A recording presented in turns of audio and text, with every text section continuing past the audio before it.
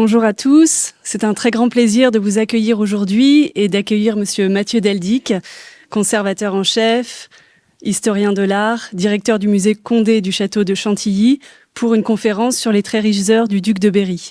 Alors cet événement prend place dans un double contexte, celui, comme chaque année, du mois de l'architecture et du patrimoine, qui est coordonné par Marie Ansart, ici présente, que je remercie, parce que c'est elle qui harmonise et coordonne tous les événements que nous organisons pendant un mois sur ce sujet. Et puis, il prend place cette année aussi dans cette année exceptionnelle consacrée aux 800 ans de la cathédrale, auquel vous avez sans doute déjà participé. Nous accueillons donc aujourd'hui Monsieur Deldic, qui a entrepris un gros travail avec toute une équipe de restauration de ce manuscrit qui est un joyau de l'enluminure médiévale et qui est fait l'objet d'une exposition actuellement au musée de Chantilly jusqu'au 5 octobre et que peut-être certains d'entre vous ont déjà découvert ou que je vous invite fortement à aller découvrir. Je vous laisse sans attendre la parole et vous remercie parce que nous savons ce que ça représente de vous libérer pour les Journées du patrimoine, qui est un temps fort, évidemment, très important pour tout conservateur. Merci beaucoup. Merci beaucoup, bonjour à tous. Merci à toute l'équipe d'avoir organisé cet événement qui, en effet, entre en résonance à la fois avec les 800 ans de la cathédrale, mais avec aussi l'un des plus beaux manuscrits gothiques que le Moyen-Âge nous ait légué, c'est-à-dire les très riches heures du duc de Berry. Un manuscrit tellement important qu'il a même façonné notre imaginaire du Moyen-Âge. Quand on pense au Moyen-Âge, inconsciemment, on pense aux très riches heures, on pense à ces châteaux qui parcourent le calendrier du manuscrit, à ces paysans qui sont en train de travailler au pied des châteaux, ou à ces seigneurs en train de s'adonner à diverses activités. Ce manuscrit, c'est l'un des chefs-d'œuvre du Moyen-Âge les plus importants. En tout cas, c'est le manuscrit le plus diffusé, le plus reproduit et peut-être le plus célèbre du monde. Et nous avons la chance de le conserver dans notre région parce qu'il est au musée Condé du château de Chantilly. Je vais vous expliquer pourquoi. Et ce manuscrit, on ne peut pas beaucoup le voir, à vrai dire. Il est visible partout par des reproductions, mais jamais en réalité. Il a été montré 3 fois depuis son acquisition en 1855.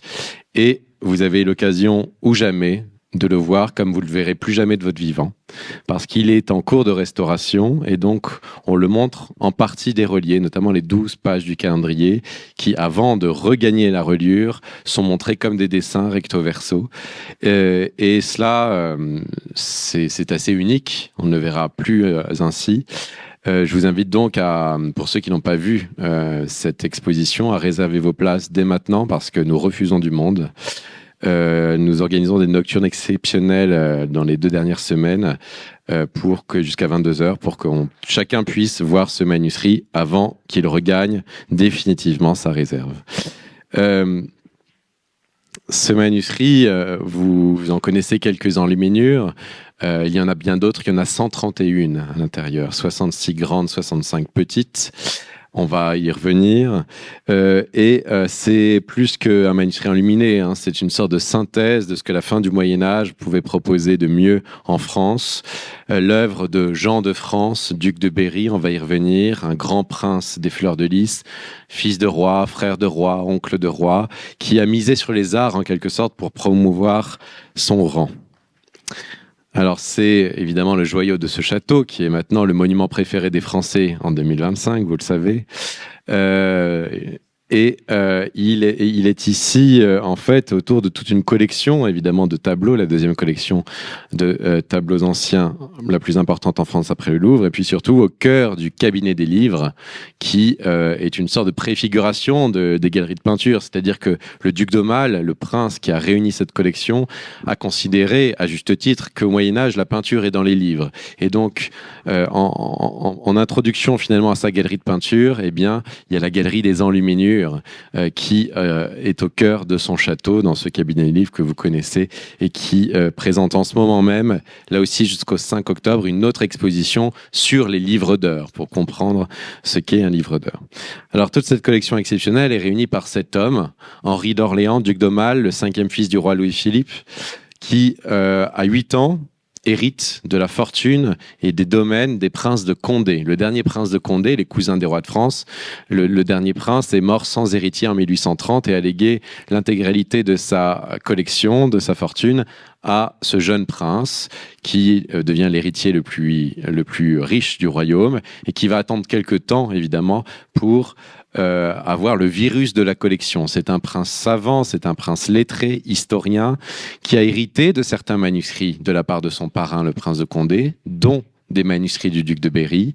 Et puis en 1848, alors qu'il a 26 ans, son père, Louis-Philippe, est détrôné, et donc toute la famille part en Angleterre en exil. Et c'est en exil, en Angleterre, où il n'a plus d'aucune fonction ni politique ni militaire, que le duc d'Aumale, avec son immense fortune, va collectionner des collections entières de livres, de dessins, de tableaux, d'objets d'art, de mobilier, de sculptures. Et il va commencer à être un historien aussi à ce moment-là et va rechercher des manuscrits pour illustrer ses travaux d'historien. En 1855, il a 33 ans. Il est proche de certains conservateurs, notamment le conservateur de la bibliothèque à Londres du British Museum, qui est un Italien, et qui lui dit « Monseigneur, on m'a signalé qu'un manuscrit est en vente à Gênes, français, très important. » Ça tombe bien, la mère du duc d'Aumale est en convalescence à Gênes, elle était malade, c'est la reine détrônée Marie-Amélie. Donc, en décembre, le duc d'Aumale s'y rend, et il découvre dans un pensionnat de jeunes filles, déposé par une famille génoise, le manuscrit, qu'il ne sait pas être les Très riches heures, hein, mais ce livre d'heures où il reconnaît les armoiries du duc de Berry. Il avait déjà dans sa collection des armoiries du duc de Berry dans des manuscrits, donc il le reconnaît tout de suite. Et puis il reconnaît le château de Vincennes, le Mont Saint-Michel, enfin des grands monuments français, et il se dit que là se trouve un manuscrit en exil, comme lui, et donc il faut l'acheter pour peut-être un jour le rapatrier en France. C'est ce qui va se passer. Il achète pour 18 000 francs, il en est très fier, il le reçoit en Angleterre, il va le montrer à la reine Victoria, Windsor, très vite. Et puis les savants, les chercheurs viennent le voir, il dit qu'il est assailli de demandes, tout le monde veut voir son manuscrit. Et il commente surtout les premières photographies. C'est lui qui va être le premier promoteur du calendrier si célèbre, qui montre un Moyen-Âge idéalisé. C'est donc de son vivant que les Très riches heures vont connaître leur première célébrité. En tout cas première depuis la fin du Moyen-Âge. En 1880-1881, un autre conservateur de la Bibliothèque nationale, cette fois, Léopold de Lille, découvre à Paris l'inventaire après décès du duc de Berry, dans lequel sont listés tous les manuscrits du duc, dont les Très riches heures. Et il écrit au duc d'Aumale en disant « Monseigneur, j'ai trouvé votre manuscrit, ce sont les Très riches heures du duc de Berry. » Et à partir de ce moment-là, ce titre, ce nom des Très riches heures, qui vient dans l'inventaire du duc de Berry, vous avez suivi, à sa mort en 1416, eh bien ce nom qui date du Moyen-Âge est devenu une sorte de symbole de ce manuscrit assez incroyable. Donc voici les lettres et les correspondances. À droite, vous avez le coffret que le duc d'Aumale a commandé pour abriter ces Très riches heures. C'est-à-dire qu'elles étaient montrées et cachées à la fois, visibles et invisibles, avec tout ce coffret en orfèvrerie. Voici la fameuse lettre qui, pour la première fois, dresse la correspondance entre le manuscrit et les Très riches heures, qui étaient ainsi pendant longtemps dans leur coffret et exposés, mais indirectement, au sein du cabinet des livres ici. C'est-à-dire qu'on les voyait sans les voir. On savait qu'elles étaient là, mais on ne les voyait pas vraiment. Donc de son vivant et même après sa mort, eh bien, petit à petit, ce manuscrit va être de plus en plus reproduit en photographie, en héliogravure. Dès qu'il y a une nouvelle technologie de reproduction, finalement, il y a une nouvelle campagne de diffusion des Très riches heures et ça ne s'est pas arrêté. On y reviendra à la fin de cet exposé. Alors, on revient au XVe siècle. Au début du XVe siècle. Nous sommes en 1411 et c'est le début de la création de ce manuscrit. Ce manuscrit est dû à un prince, Jean de France, duc de Berry, je vous le disais, qui a eu une longue vie. Il est né en 1340, il est mort en 1416, donc 75 ans, ce qui est considérable à l'époque. Dans une période très complexe, c'est la guerre de 100 ans, c'est la grande peste, c'est le grand schisme avec un pape à Rome, un pape à Avignon. C'est les épidémies, des crises politiques aussi. Il y a la guerre entre Armagnac et Bourguignon à la fin de la vie du duc de Berry, donc une guerre civile entre princes. Et paradoxalement, dans cette longue vie faite finalement de difficultés, il a même été en captivité en Angleterre au début, quand il avait 20 ans, pour remplacer son père. Dans cette longue vie de difficultés, ce prince et ses frères vont miser sur les arts pour finalement asseoir leur rang, leur rôle aussi. C'est un prince qui va aussi gouverner le royaume parce que son neveu, le roi Charles VI, est fou. Il a des crises d'absence, de démence. Et donc, ce sont ses oncles, le duc de Bourgogne, le duc d'Anjou, le duc de Berry, et puis ses cousins, comme Jean sans peur, qui vont gouverner le royaume à sa place, avec évidemment des frictions. Donc le duc de Berry et ses frères vont essayer à chaque fois de montrer chacun leur puissance et leur rang. Et le duc de Berry va pousser tout cela à son paroxysme avec un mécénat extrêmement ambitieux. Il va aussi miser sur l'image. Dans Les Très riches heures, on ouvre le manuscrit, on a le portrait du duc de Berry. Dans bien d'autres œuvres de son mécénat, vous avez aussi ce portrait, vous voyez, qui est tout à fait réaliste. Hein. C'est aussi le développement, la naissance du portrait réaliste à cette époque-là. L'un des premiers portraits conservés de l'histoire de l'art français, c'est le portrait du père du duc de Berry, Jean le Bon, qui est aujourd'hui au Louvre.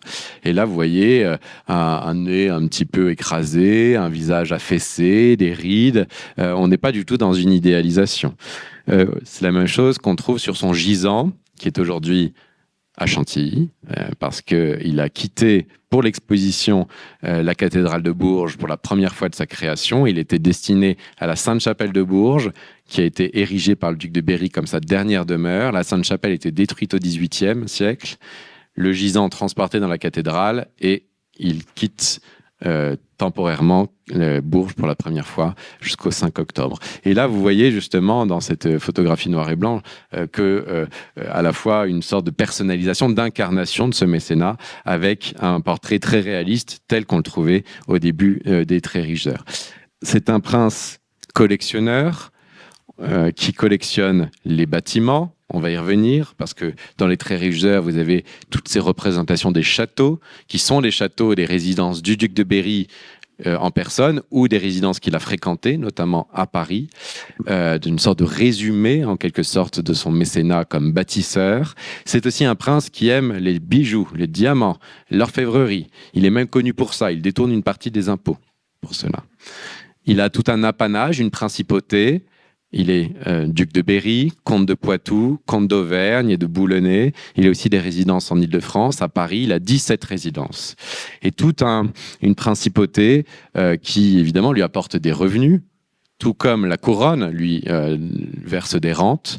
Et une partie de ses revenus, il est connu pour ça, et même parfois critiqué pour ça, est dirigée vers les collections. Alors il reste quelques épaves de l'orfèvrerie qui souvent a été vendues, y compris par le duc de Berry lui-même pour payer les troupes ou payer ses dettes.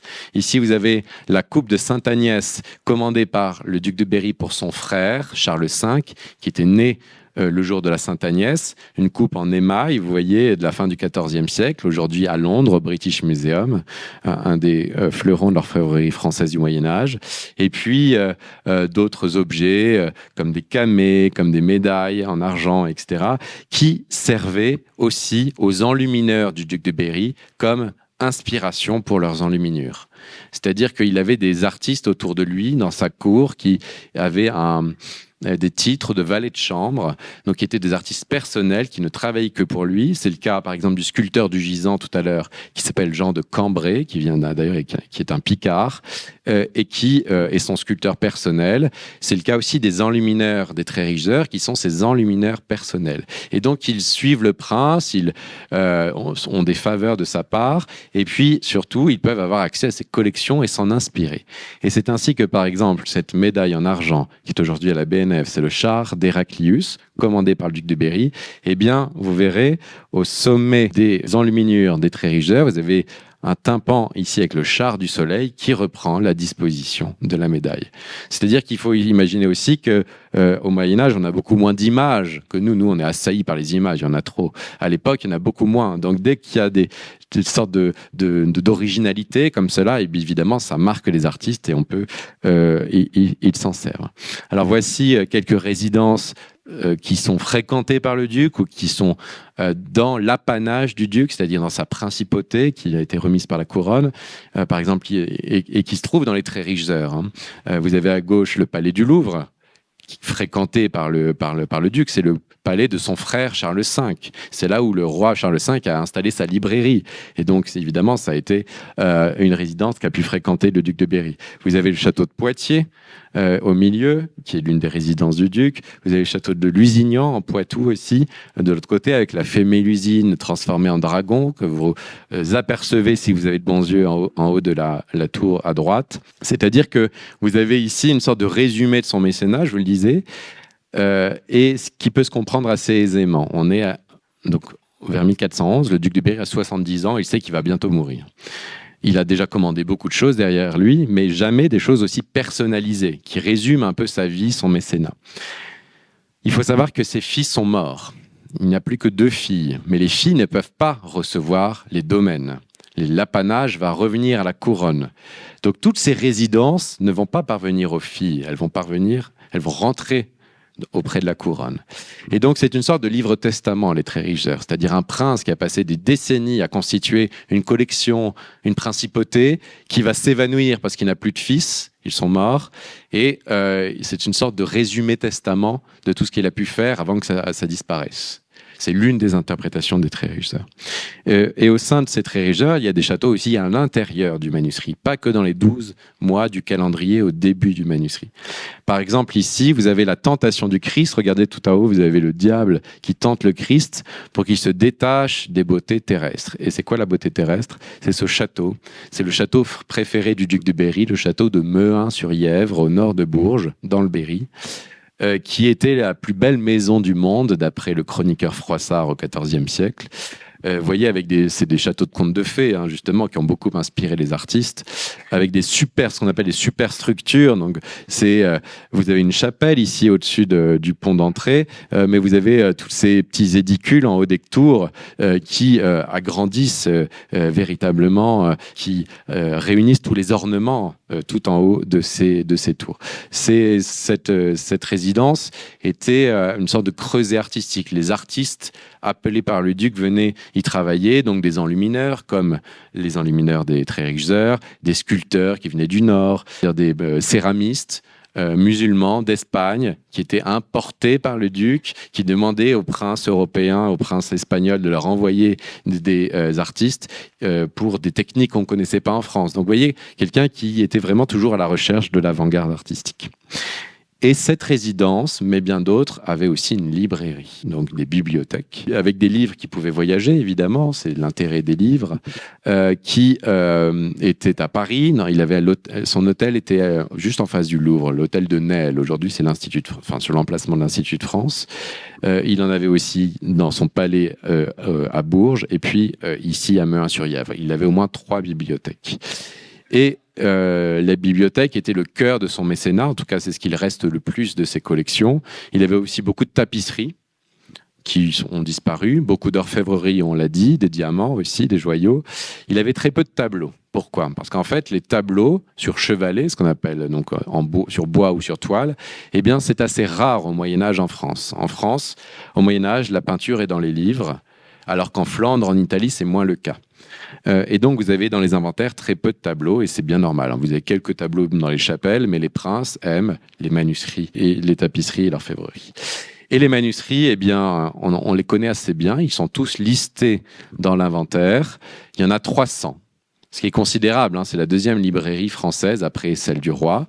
Des choses qu'il a héritées, qu'il a reçues en cadeau. Il y avait les fêtes des étrennes du 1er janvier qui occasionnaient des échanges de cadeaux entre les princes. Et puis, il en a commandé énormément à tout le monde, tous les ateliers parisiens. Paris est la capitale du livre, Paris est la capitale du manuscrit en cette fin du XIVe siècle, début du XVe siècle. Et le duc de Berry est l'un des principaux clients de ces ateliers parisiens. Il n'a pas qu'un seul atelier d'enluminure, parce qu'évidemment, des grands manuscrits tels qu'aimait le duc de Berry, ça prend plusieurs années. Donc en fait, il fait appel à tous les artistes disponibles, lui directement ou avec ses libraires, avec des conseillers. Il y a 300 volumes, je disais, et pour ceux qui n'ont pas encore le catalogue, que je vous recommande d'acheter avant qu'il soit épuisé, il y a parmi les études, une étude tout à fait inédite d'une conservatrice à la retraite de la Bibliothèque nationale qui a passé des années à les pister dans le monde entier pour retrouver les 300 manuscrits du duc de Berry. Elle en a retrouvé 127. C'est considérable, hein. Et c'est souvent les plus beaux manuscrits des bibliothèques publiques du monde, avec des manuscrits de très grand format, en général, avec, ça veut dire plusieurs centaines d'animaux, hein, pour la peau, le parchemin. Des manuscrits souvent en français. C'est un prince laïque, donc il aime le français, et notamment son frère Charles V avait commandé des traductions en français des textes antiques, des textes italiens comme Boccace, comme Pétrarque, donc il a des exemplaires de tous ces textes.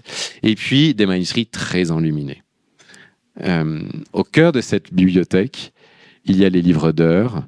Vous en avez ici un exemplaire à gauche. Il a 18 livres d'heures. Des livres d'heures qu'il a hérités, et des livres d'heures qu'il a commandés lui-même. Il y en a 6 qu'il a commandés lui-même. Et les 6 sont en ce moment à Chantilly pour la première fois depuis 1416. Donc je vous disais, précipitez-vous parce qu'ensuite ils retourneront pour très longtemps dans leurs institutions. Ils sont répartis entre Bruxelles, Paris, New York et Chantilly. Et notamment ici, vous avez par exemple les grandes heures du duc de Berry.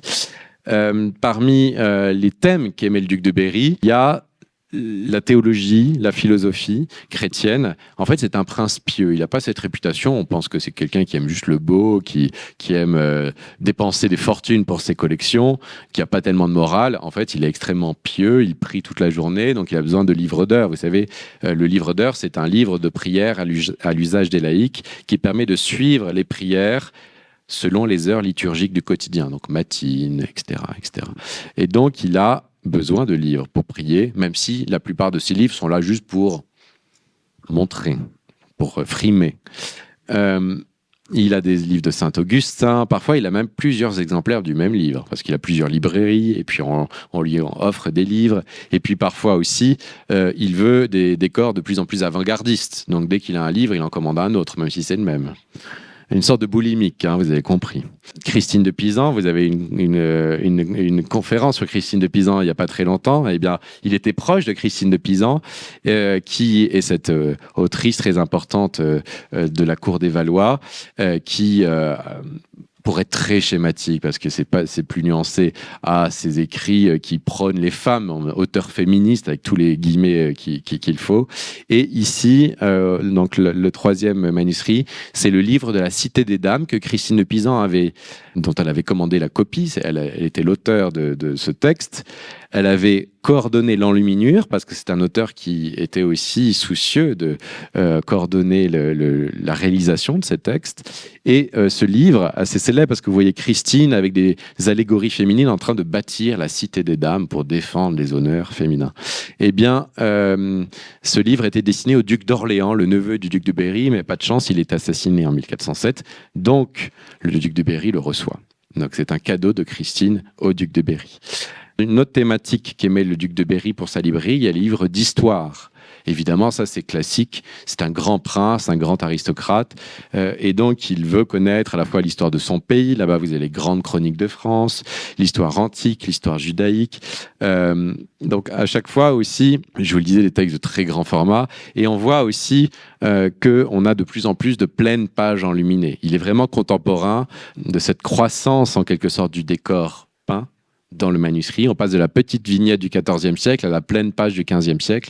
Et le duc de Berry est à la fois le contemporain et peut-être le promoteur aussi de cette révolution artistique. Enfin, dans le dernier thème, donc je vous disais qu'il lui plaisait, hein, il y avait donc la religion avec les livres d'heures, les livres de morale, l'histoire, la politique.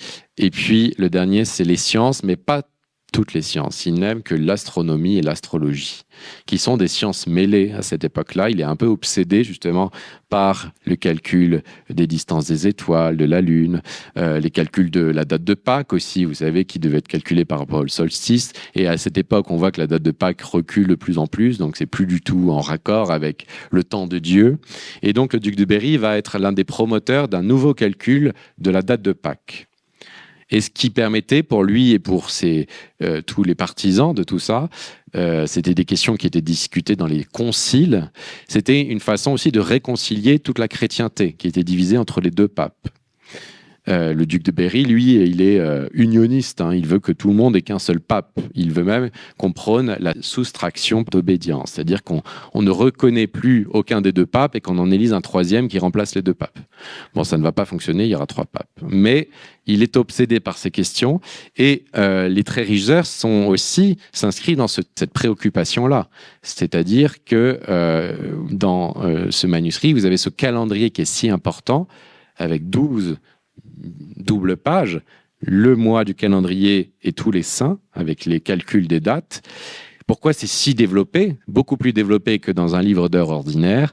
Parce qu'on a cette importance des dates liturgiques, du calcul, du bon calcul du temps de Dieu et cet intérêt pour l'astronomie et l'astrologie. Alors, on est, je vous le disais, en 1411 et il demande à 3 frères, les frères Jean, Paul et Hermann de Limbourg, de peindre son ultime livre d'heures. Ces 3 frères sont les enlumineurs personnels du duc de Berry, mais d'où viennent-ils? En fait, ils sont les neveux d'un peintre assez célèbre à ce moment-là, qui s'appelle Jean Malouel. Jean Malouel, c'est le peintre de la reine Isabeau de Bavière, la femme du roi Charles VI le Fou, et surtout le peintre du duc de Bourgogne, du frère du duc de Berry. Ce Jean Malouel, il vient de Nimègue aux Pays-Bas. Et vous savez, dans les Pays-Bas, puis dans les Flandres, on a tous ces peintres qui vont apporter des nouveautés, tout un langage artistique. Il travaille notamment ici pour le duc de Bourgogne, avec la grande Piéta ronde. À Chantilly, on a la chance d'avoir ce tableau qui est à Berlin, tout à droite. On ne sait pas pour qui il a été peint. C'est la Vierge aux papillons. Vous voyez, il y a tous ces papillons tout en l'air qui sont comme les âmes qui s'envolent. Et donc, Jean Malouel va faire venir ses 3 neveux pour ils sont adolescents, ils ont entre 15 et 18 ans, ils sont à Nimègue, il les fait venir à Paris, la capitale des arts, pour qu'ils complètent leur formation. Ils étaient déjà formés à l'art de peindre, à l'art de l'enluminure sans doute, et compléter leur formation à Paris pour l'art de l'enluminure, mais surtout aussi l'orfèvrerie. Et ça, c'est très important, parce que dans les Trérichsœurs, vous avez ce goût pour la matière précieuse. Il y a énormément d'or, d'argent, de lapis lazuli, on va y revenir. Ils vont travailler grâce à leur oncle pour le duc de Bourgogne, patron de leur oncle. Ils vont réaliser ce premier manuscrit à gauche qui est la Bible moralisée, donc c'est un peu la Bible pour les nuls, toutes les petites vignettes avec 4 lignes relatives à la morale correspondant à la vignette. Donc, premier manuscrit, vous voyez que cette mise en page du XIVe siècle, parce qu'il y avait des modèles plus anciens. Ce premier manuscrit est peint en 1402. On commence en 1402. Ils sont à Paris, on connaît tout. Ils sont abrités par un médecin qui est proche du duc de Berry et du duc de Bourgogne, et ils travaillent 2 ans à ce manuscrit. En 1404, le duc de Bourgogne meurt. Il s'appelait Philippe le Hardi. Donc le manuscrit reste inachevé, parce qu'il n'y a plus personne qui va payer derrière. Vous savez, à l'époque, on n'était pas payé à la fin, on est payé mois après mois pour réaliser ces travaux de très longue haleine, vous avez compris. Et en 1404, qu'est-ce qui se passe? Eh bien, le duc de Berry, qui avait repéré le talent de ces petits jeunes, qui étaient toujours à la recherche de nouveaux talents, nouveaux artistes, qui avaient vu leur art révolutionnaire, eh bien, il les récupère à son service. Et à ce moment-là, ils vont réaliser... C'est le premier manuscrit et le seul qu'ils aient jamais fini. C'est les belles heures du duc de Berry. Parce qu'en fait, il y a tous ces noms pour les livres d'heures du duc de Berry. Il y a les très belles heures, les très belles heures de Notre-Dame, les petites heures, les belles heures, les grandes heures et les très riches heures. C'est les 6 livres d'heures commandés par le duc de Berry qui sont tous en ce moment chez nous. Donc, ils ne sont pas tous peints par les frères de Limbourg, ces livres d'heures, vous avez compris. Mais les derniers le sont. Et c'est le cas des belles heures, donc commandées en 1405 environ, finies vers 1408, où vous avez vraiment le déploiement à la fois de ces couleurs incroyables. Ça, c'est aussi l'intérêt des manuscrits en général, les manuscrits enluminés. La vraie couleur du Moyen-Âge, elle est dans le manuscrit, parce qu'ils sont fermés, et donc ils ne sont pas abîmés par la lumière ou les intempéries. Donc, évidemment, ces coloris incroyables, mais surtout l'art de la composition, une sorte de proto-perspective renaissante. Vous avez aussi l'art du paysage, vous avez des effets atmosphériques, le travail de la lumière, vous avez une grâce dans le dessin. On est face à une révolution révolution artistique et c'est en préfiguration dans Les Belles Heures du duc de Berry. Ils vont compléter 2 autres manuscrits du duc de Berry qui étaient plus anciens et ils vont ajouter des pages. C'est le cas des Très Belles Heures de Notre-Dame et des Petites Heures. Vous reconnaissez le duc de Berry. On n'a pas parlé d'une chose très importante chez le duc de Berry, c'est son chapeau. Vous avez reconnu le chapeau au mois de janvier, et qui est le même ici, c'est un chapeau en poil d'ours. Sur le gisant, vous avez peut-être connaissance, au pied du duc de Berry, il y a un ours. Cet ours fait partie de cette emblématique du duc de Berry que vous voyez beaucoup dans les manuscrits. Regardez là, vous avez plein de petits ours. Il avait l'ours et le cygne comme emblème, et c'est une emblématique qu'il a adoptée assez jeune lorsqu'il était en captivité en Angleterre en 1360. Pourquoi ? Parce que les Anglais étaient beaucoup plus à la pointe au XIVe siècle concernant l'héraldique et l'emblématique que les Français. Donc le duc de Berry est là-bas, il va faire comme les seigneurs anglais et il adopte son emblématique. Et pourquoi choisit-il l'ours ? L'ours est le roi des animaux, un peu bonhomme. Mais c'est surtout que... Enfin, il y a plusieurs interprétations. Il n'a jamais écrit pourquoi il choisissait l'ours. Il y a plusieurs interprétations. L'ours, en anglais, c'est bear. Et en 1360, il vient tout juste d'être nommé duc de Berry. Donc, par consonance. Et puis, par ailleurs, le saint patron du Berry, c'est saint Ursin. Ursinus, en latin. Ursus et Cygnus, l'ours et le cygne. Donc voilà quelques interprétations qui permettent d'expliquer pourquoi il se prend pour un ours, avec toujours habillé avec des toques en poil d'ours. On disait qu'il était agréable à premier abord comme un ours, mais dès qu'on le chatouillait, il griffait. Voilà. Si on revient aux Très Riches Heures, après cette petite aparté, si on revient aux Très Riches Heures, vous avez, je vous disais, une révolution artistique. Voici un exemple. À droite, une enluminure tirée des Très Riches Heures, tout à fait italienne dans sa perspective. Hein. Vous voyez, avec la présentation de la Vierge au temple, avec là-haut les prêtres qui l'attendent, et donc vous avez quelque chose, vous voyez, qui creuse l'espace tout en diagonale. Enfin, on ne connaît pas ça au Moyen-Âge. Eh bien ça, c'est tiré d'une fresque qui est à Florence, qui était connue non pas parce que les enlumineurs sont allés à Florence à l'époque, voyager, en plus c'est la guerre de 100 ans, en plus ils sont bien au chaud près du duc de Berry qui leur donne beaucoup d'argent, des héritières, des maisons, etc. Tout allait bien. Non, ils ont connaissance de l'art florentin et italien grâce à des manuscrits, grâce à des dessins qui voyagent facilement. C'est le cas de ce genre de dessin qui est ici au Louvre. À gauche, une autre enluminure des Très Riches Heures, c'est la chute des anges rebelles. Incroyable, vous regardez les bleus, c'est ce fameux lapis lazuli, ce pigment qui vient d'Afghanistan, qui est plus cher que l'or, qui est à foison dans les Très Riches Heures. Donc c'est les mauvais anges qui sont précipités par Dieu avec ses archanges militaires, qui sont précipités, vous voyez, ils étaient assis sur les stalles, et ils sont précipités sur la terre, et là vous avez Satan. Donc ça tourbillonne, c'est d'une composition assez incroyable. D'ailleurs, Satan, regardez, il a une sorte de croix de Saint-André. C'était la marque des Bourguignons. Et le duc de Berry est armagnac, donc les Bourguignons sont sataniques. Eh bien, cette composition, vous en voyez ici l'inspiration. C'est un tableau siennois que le duc de Berry a pu acheter à Avignon. Avignon était l'une des capitales de la chrétienté, avec beaucoup de cardinaux, beaucoup d'artistes italiens qui sont à Avignon. Et donc, ce tableau est aujourd'hui maintenant au Louvre, et il a appartenu au duc de Berry. Il a été vu par ces artistes qui en ont tiré, vous voyez, leur propre interprétation. Et on peut multiplier les exemples. Un autre tableau d'un artiste avignonnais, Simone Martini, vous voyez, qui était présent en Bourgogne, dans la chartreuse du frère du duc de Berry, et vous voyez, qui a inspiré le Christ au portement de croix. Donc un manuscrit qui est une sorte de synthèse des nouveautés du Nord, des nouveautés du Sud, avec des partis pris incroyables. Ce manuscrit aussi, il a été inspirant très vite. Il a été peint entre 1411 et 1416. En 1416, qu'est-ce qui se passe ? Le duc de Berry meurt et les 3 artistes aussi. Est-ce qu'il y a eu une épidémie qui a emporté tout le monde ? On ne sait pas.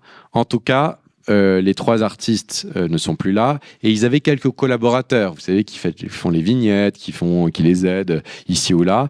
Et ces quelques collaborateurs vont tout de suite prendre modèle sur les Tréricheurs et dans d'autres manuscrits vont diffuser les nouveautés des Tréricheurs. Ils vont citer les Tréricheurs. Ils vont être marqués, je vous le disais, par la lumière. Regardez tout à droite, vous avez l'un des premiers paysages nocturnes de l'histoire de l'art français. Une scène nocturne, c'est le Christ au Mont des Oliviers, ça vient des Tréricheurs. Vous voyez, on est dans la pénombre du Mont des Oliviers, dans l'obscurité de la nuit, et vous avez juste la lumière, des lanternes, des torches, des auréoles. C'est d'une nouveauté extraordinaire, et évidemment, ça a marqué les artistes. Et ces artistes sont tellement marqués, regardez là par exemple, c'est un artiste qui a collaboré avec les frères de Limbourg, qui est moins doué, vous le voyez bien, et puis qui a repris, en la schématisant, en la simplifiant, l'enluminure du mois de janvier, vous voyez, ici c'est le repas d'Alexandre le Grand, c'est pas du tout le repas du duc de Berry, mais vous avez, vous voyez ça, c'est la même position, vous avez une nef d'orfèvrerie, comme là-bas, vous avez un dé. Donc c'est un manuscrit qui a inspiré tout de suite, c'est-à-dire que c'est l'une des thèses de cette exposition. C'est un manuscrit qui est une icône de nos jours, mais qui était déjà une icône dès le XVe siècle, un manuscrit dont on n'a d'ailleurs pas d'autres équivalents, il n'y a pas d'autres manuscrits qui ont tellement marqué à tel point les artistes dès la création.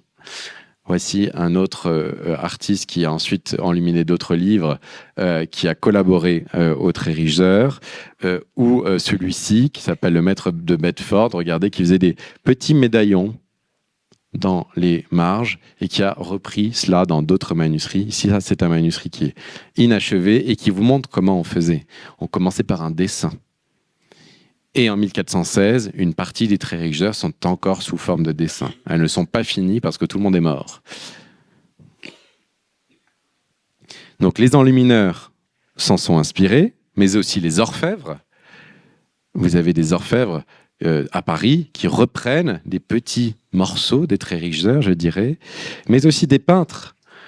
Ici, au centre, c'est un tableau qui est aujourd'hui à Washington, qu'on expose à Chantilly. C'était le premier portrait féminin isolé de l'histoire de l'art à être conservé. Et bien, regardez ce long cou très, très aristocratique, ce profil parfaitement dessiné, cette mode aussi. Eh bien, c'est cette silhouette ici, au mois d'avril des Tréricheurs. Le manuscrit disparaît en 1416. En 1416, toutes les collections du duc de Berry sont réunies à Paris. Une partie sera donnée à ses filles, mais surtout, la majeure partie va être vendue pour payer les dettes.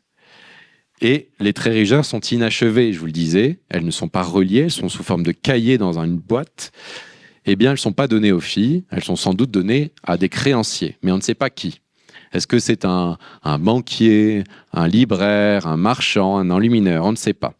Surtout 2 ans plus tard, donc le duc de Berry meurt en 1416, 1418, les Anglais envahissent Paris. Et le duc de Berry est mort, mais ses collections sont en danger. Pourquoi? Parce que le duc de Berry était anti-anglais, anti-bourguignon. Et les Anglais et les bourguignons sont alliés. Donc je pense, moi, qu'une partie de ces collections, qui n'étaient pas encore vendues par les créanciers, ont été cachés, planqués, pour éviter que les Anglais les récupèrent. Et les Tréricheurs, on ne sait toujours pas ce qui se passe, mais 20 ans plus tard, en 1436, elles réapparaissent. Elles réapparaissent, mais on ne sait pas qui les a.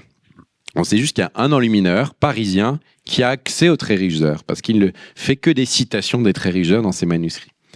Il s'appelle le maître de Dunois, il travaille pour Jean de Dunois, bâtard d'Orléans, compagnon de Jeanne d'Arc. Et regardez, ça c'est un exemple parmi d'autres. Ça c'est le livre d'heures de Jean de Dunois qui est à Londres. Eh bien, c'est à nouveau le mois de janvier qui est cité.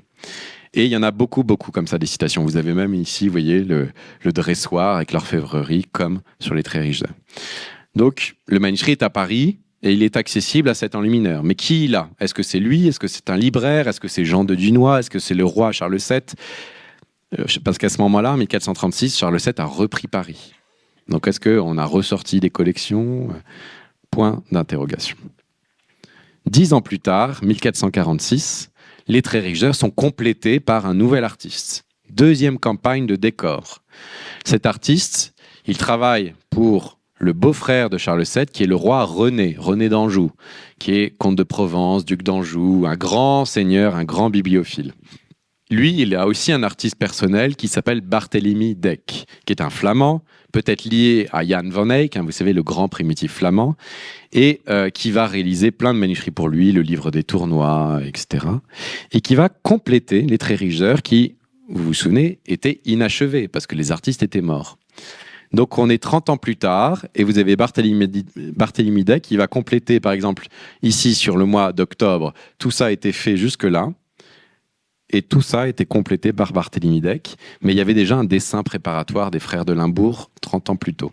Donc tout ça a été sous forme de dessin, et c'était peint par Barthélemy Deck. Comment on sait ça? Parce que le style est un peu différent, et surtout, on a fait 1 an d'analyse scientifique, et pour ceux qui n'ont pas vu jeudi dernier sur France 5, il y a eu 1h30 de documentaire qui raconte toutes les analyses qu'on a pu faire au C2RMF, au Palais du Louvre, pour déterminer qui a peint quoi, à quel moment, et quel pigment, etc. Là, c'est la même chose. C'est le mois de juin, avec le Palais de la Cité à Paris, que fréquentait le duc de Berry. Ça, c'est les frères de Limbourg, du haut en bas, et puis ils se sont arrêtés là. Et en bas, ici, c'était juste un dessin peint par Barthélemy Deck 30 ans plus tard. Et enfin, 40 ans plus tard, 1485, un troisième artiste, parce que Barthélemy Deck est intervenu vraiment très très rapidement. Il a dû avoir 1 mois le manuscrit sous les yeux, il a complété ce qu'il pouvait, mais c'était même pas fini. Donc encore beaucoup de choses à compléter, et là, cette fois-ci, le manuscrit est en Savoie, en 1485. Là, on a des archives, pour une fois. Et c'est ce personnage qui s'appelle Charles Ier de Savoie. La Savoie, à ce moment-là, est distincte de la France, hein. La Savoie est française que depuis Napoléon III. Le duc de Savoie est ici avec sa femme. Ça, c'est tiré des traits riches d'heure.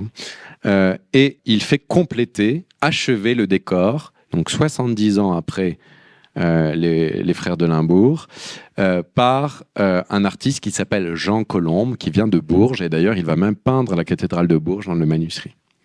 Donc il fait venir à Chambéry, où se trouvait le duc de Savoie, Jean Colombe, qui finit le manuscrit. Et Jean Colombe ensuite revient à Bourges et il fait encore là aussi plein de citations des traits riches d'heure dans tout son atelier. C'est-à-dire que vous avez un manuscrit peint sur plus de 70 ans, avec des trous, par 3 générations, et qui à chaque génération a marqué tous les artistes qui l'ont vu. Et ça, il n'y a pas d'équivalent. Et on parle de livre cathédrale, et là c'est le lien avec les 800 ans de la cathédrale. C'est-à-dire qu'on a mis autant de temps à peindre ce livre qu'à construire une cathédrale. Et une sorte de clé de voûte d'influence, d'artistes différents, et un manuscrit qui a beaucoup inspiré. Donc voici quelques influences. Il y a la toute fin du XVe siècle, toujours des traits riches d'heure, sur d'autres manuscrits, auprès de Jean Colombe et son atelier. Donc vous avez les traits riches d'heure, un autre manuscrit.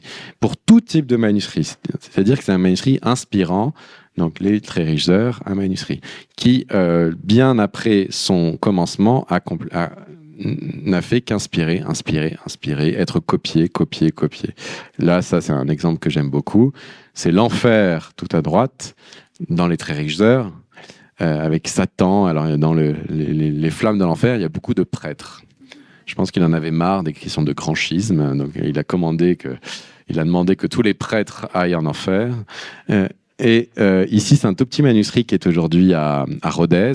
Et vous voyez, vous avez la même marmite. Alors évidemment, toujours un peu simplifié, toujours un petit peu interprété, mais on a une filiation assez claire. Ça, c'est un manuscrit qui m'est cher, parce que j'ai utilisé dans ma thèse il y a des années. Donc, le mois de juin, vous reconnaissez le Palais de la Cité avec la Sainte-Chapelle. Et bien là, c'est un livre qui était un livre d'histoire antique, qui n'a rien à voir. Et bien, vous reconnaissez là, le Palais de la Cité avec la Sainte-Chapelle. Et en bas, qu'est-ce que vous reconnaissez? Le mois de janvier. Le banquet. Et on peut continuer à l'infini toutes ces comparaisons. Le manuscrit est chez les ducs de Savoie, vous l'avez compris, à Chambéry, dans leur librairie. Et un descendant de Charles Ier s'appelle Philibert II. Il meurt en 1504 et il a une veuve. Sa veuve, la voici. c'est Marguerite d'Autriche, la tante de Charles Quint, qui va récupérer les très riches heures et va être envoyée en Flandre pour être gouvernante des Pays-Bas pour son neveu Charles Quint. Donc elle prend avec elle les très riches heures qui vont quitter les collections des ducs de Savoie et elles sont avec elle aux Pays-Bas. Et là, aux Pays-Bas, eh bien, elle va le montrer à ses artistes.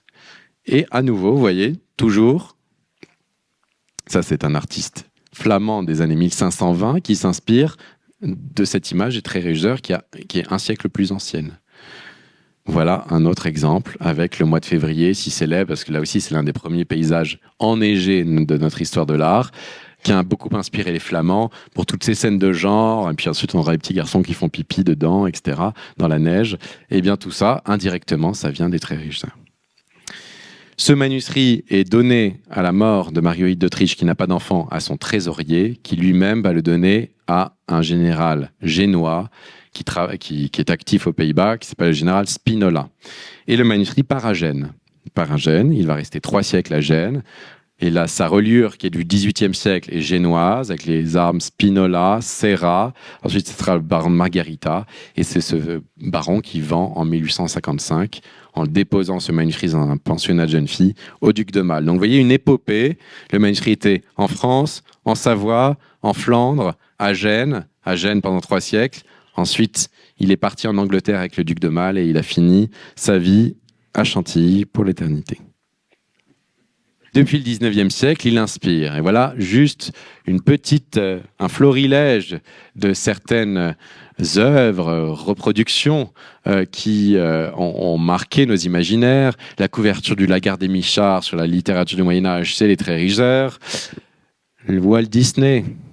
Tout à droite, vous avez le château de la Belle au Bois dormant. En 1935, Walt Disney est venu à Chantilly. Et il a vu les très riches heures, ou en tout cas, on lui a montré peut-être une reproduction, je ne sais pas, mais dans les archives de Walt Disney, vous avez le mois de septembre, avec ce fameux château de Saumur qui est conservé. Et donc, ce mois de septembre a inspiré le château de la Belle au Bois dormant. Donc, quand on vous dit Pierrefonds, les châteaux de Louis II de Bavière, c'est faux. On a les archives, il est venu à Chantilly, il y a cette gravure, etc. Et quand vous regardez La Belle au Bois dormant, au début, on ouvre les très riches heures du duc de Berry. Les visiteurs du soir, des timbres, etc., etc., etc. Ce manuscrit a été un peu trop consulté, peut-être au début du XXe siècle, donc il présentait des fragilités. Dans le fond des premiers cahiers, il y a 28 cahiers. Les cahiers, vous savez, c'est des bifolios qui sont cousus entre eux. Dans les premiers cahiers, là où il y a les 12 mois du calendrier si célèbre, vous voyez, il y avait des dépôts de colle, ça se détachait de plus en plus. Et surtout, ce qui nous inquiétait, au-delà des salissures qu'on avait sur les marges et dans les fonds de cahiers, c'est que sur certaines miniatures, on voyait qu'il y avait des écailles qui étaient parties, et surtout qu'il y avait des craquelures. C'est-à-dire qu'il y aurait peut-être d'autres écailles qui pouvaient partir. Et donc, on a procédé à beaucoup d'examens pendant des années, des analyses préparatoires, et on a décidé de restaurer les très riches heures. Mais restaurer les très riches heures, c'est comme restaurer la Joconde. Il y a tellement de symboles et d'enjeux qu'il faut procéder par étapes et avec précaution et sérieux. Voici d'autres exemples, vous voyez, de ces petites écailles. Et donc, il fallait refixer tout ça.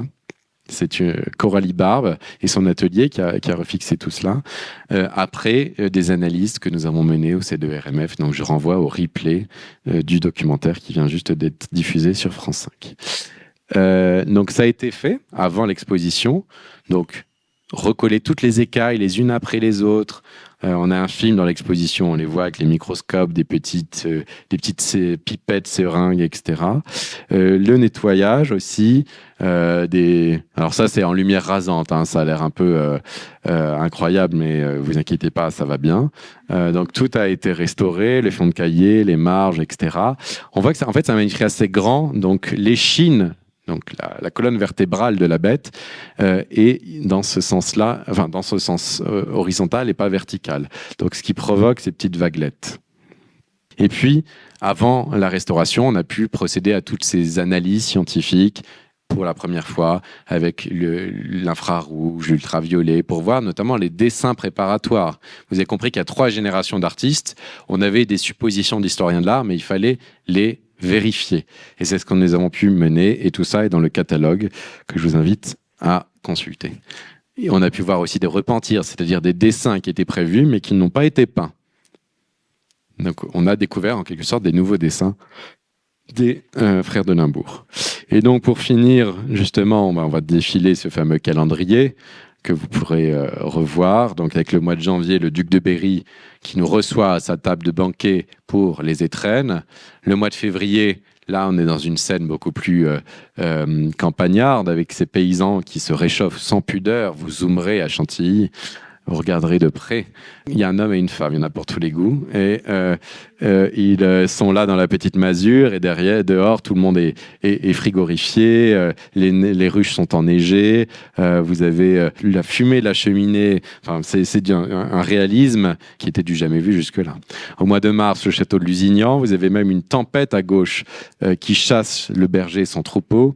Et puis, les labours au premier plan. Au mois d'avril, ce sont les fiançailles de la fille du duc de Berry, Marie de Berry, avec le futur duc de Bourbon, avec le château de Dourdan. Au mois de mai, c'est la cavalcade du 1er mai, avec le roi qui offrait des robes vertes aux dames. Et donc là, on célèbre le printemps, l'amour. Il y a des jeunes gens qui sont en train de batifoler. Au mois de juin, vous avez reconnu le palais de la Cité qu'on a vu tout à l'heure, et c'est la fenaison au premier plan. Le mois de juillet, le château de Poitiers, et puis la tonte des moutons ou les moissons. Au mois d'août, château d'Étampes, avec la chasse au vol, le faucon, avec ces dames qui sont ici en Amazone, alors que derrière, vous avez des petits paysans qui font la planche dans l'eau, tranquillement. Le mois de septembre, ce fameux château qui a inspiré tant d'artistes et qui a façonné notre imaginaire du Moyen-Âge, les châteaux de contes de fées, château de Saumur, avec au premier plan des vignerons, dont l'un nous montre sa culotte. Le mois d'octobre, avec le palais du Louvre et puis les semailles. Le mois de novembre, c'est à Glandé, là c'est Jean Colombe. Et le mois de décembre, le château de Vincennes où est né le duc de Berry, donc il y a la naissance et puis il y a la mort également, c'est l'Hallali au sanglier dans le bois de Vincennes. Donc voici ce que vous allez pouvoir voir, et c'est si vous vous précipitez, ça sera unique dans votre vie, et je vous remercie pour votre attention.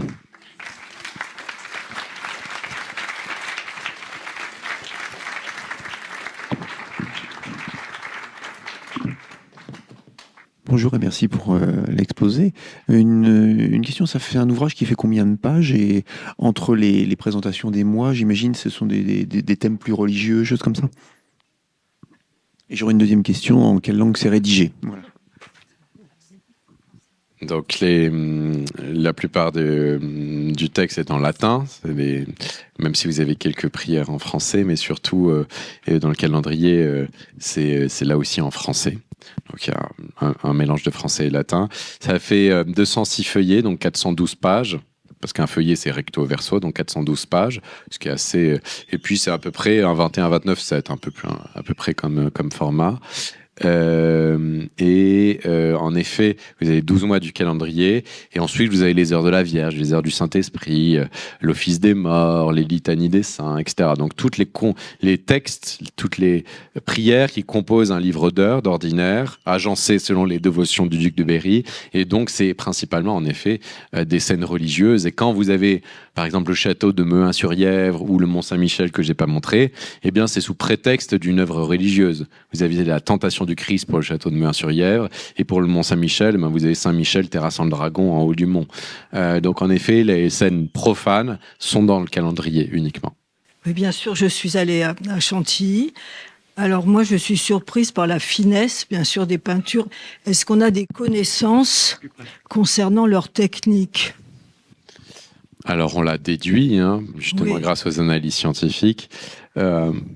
Ils avaient des pinceaux parfois de 1 ou 2 poils pour être aussi précis dans certains détails.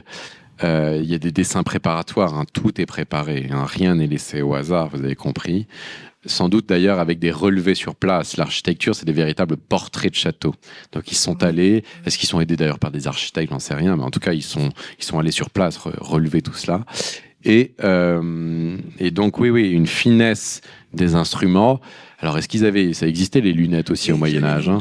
Est-ce qu'ils en avaient? On n'a pas d'archives, on n'en sait rien, hein, mais c'est bien possible parce qu'il y a des choses qu'on ne décèle pas à l'œil nu et qu'on peut voir. On a fait des feuilletoirs numériques, on peut zoomer. Vous pouvez trouver ça d'ailleurs sur Internet. C'est gratuitement disponible et vous pouvez feuilleter le manuscrit sur Internet et vous verrez, il y a des choses qu'en effet, on ne perçoit qu'en agrandissant. Merci pour votre exposé. Quand j'ai vu l'exposition, je me suis dit que c'était un prince humaniste. Est-ce qu'il y a un humanisme avant l'humanisme dans cette période si troublée? Il y a ce qu'on appelle le proto-humanisme des années 1400. C'est-à-dire, c'est quoi l'humanisme? C'est la redécouverte des textes antiques et qui a lieu à ce moment-là. C'est le début de ce processus, parce que vous avez en effet ces textes antiques traduits en français, grâce notamment à Charles V, et son frère, le duc de Berry, a les exemplaires de tous ces textes et s'intéresse aux textes aussi. Évidemment, il aime le décor, on l'a vu, hein, mais il a aussi ce goût pour ces textes antiques, en effet. Donc, c'est un prince proto-humaniste, le tout début de ce long processus. Oui. Oui, dans les documents que vous nous avez montrés, on voit les belles heures, les très riches heures, les très grandes heures. En fait, ça parle plus du manuscrit lui-même que peut-être du contenu ou ces espèces de superlatifs. En fait, ces superlatifs, ils datent de l'inventaire du duc de Berry. C'est pas les historiens qui les ont donnés. C'est en 1416, lorsqu'on dresse l'inventaire de toute la collection pour la disperser, hein, entre les héritiers et les créanciers. Eh bien, pour distinguer un livre d'heures d'un autre, parce qu'il ne va pas mettre livre d'heure 1, livre d'heure 2, eh bien, ils se sont basés sur ce qu'ils voyaient. Et donc, ils voyaient quoi? Des grands livres, des petits livres, les petites heures, les grandes heures. Et puis, vous voyez une richesse de décor. Les belles heures, c'est pas mal. Les très belles heures, c'est encore un peu mieux. Les très riches heures, alors ça, c'est le sommet. Voilà. Merci beaucoup. Je voulais juste signaler aussi, alors évidemment, à côté des très riches heures, le manuscrit de la réserve de la médiathèque de Beauvais est beaucoup moins riche, mais la médiathèque conserve un livre d'heures que vous avez ici en version numérisée, si vous voulez le parcourir. Voilà, il possède tout de même quelques très belles enluminures. Voilà, un grand merci. Merci. Merci beaucoup. Merci.